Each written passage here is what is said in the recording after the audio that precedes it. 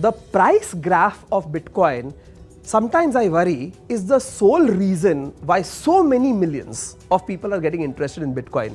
What are the other reasons? Well, you should be interested in the philosophy of Bitcoin, the entire paradigm about, it gives money, the power of money back to the people who own the money or have earned it, etc.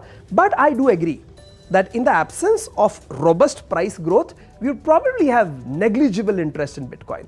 In light of that, to know how high or low it can go, I think is a good question. Let's begin with the easier one. How low can it go? It can go to zero, right? What is the probability that it goes to zero? Well, there are several factors that could stir that. Extreme regulatory action could be one.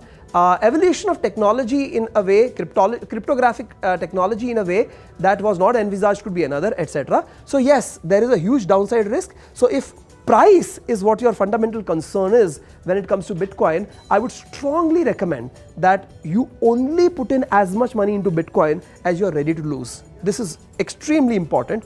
Be reasonable and responsible. Now on the upside, this is where it gets a little difficult.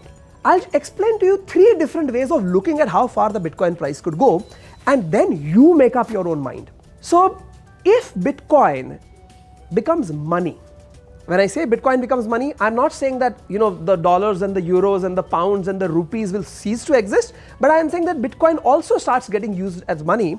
Then the total value of Bitcoin in the system of money, the monetary system, the international monetary system, is going to be substantially more than it is today.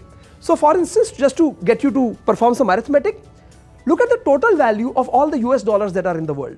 Or of course, US dollar is a very big currency. You could take a smaller currency such as Singapore dollars. Look at the total value of all Singapore dollars in the world, and then look at the total value of all the Bitcoin in the world.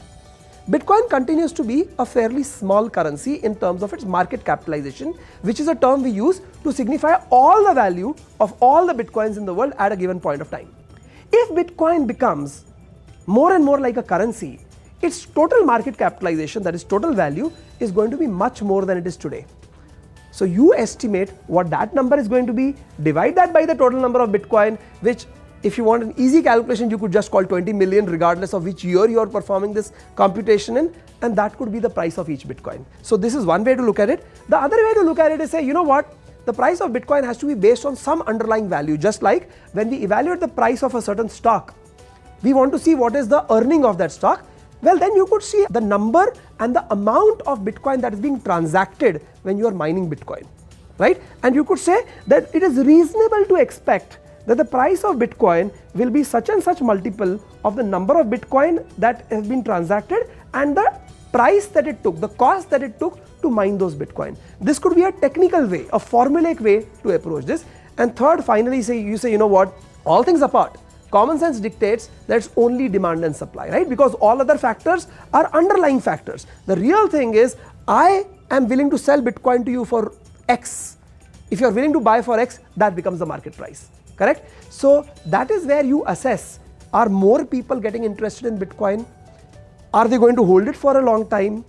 Since the number of Bitcoin that has to be created now is a very small number, in such a situation, what does microeconomics say about the demand and supply curve? Well, that is something that you will have to find out. It will be very irresponsible of me to try to make a prediction, and frankly, nobody, I'm going to have to say that with great emphasis again, absolutely nobody can make predictions like in 3 months this will be the price and in 3 years this will be the price. It makes for great media. I see people on TV come and make predictions, but it's very irresponsible. You have to take your own risk, and when you make the prediction, you may still be gravely wrong. So, like I said in the beginning of this video, invest or purchase only as much as you are ready to lose. Keep watching. This is getting very interesting. I want to talk to you about more things.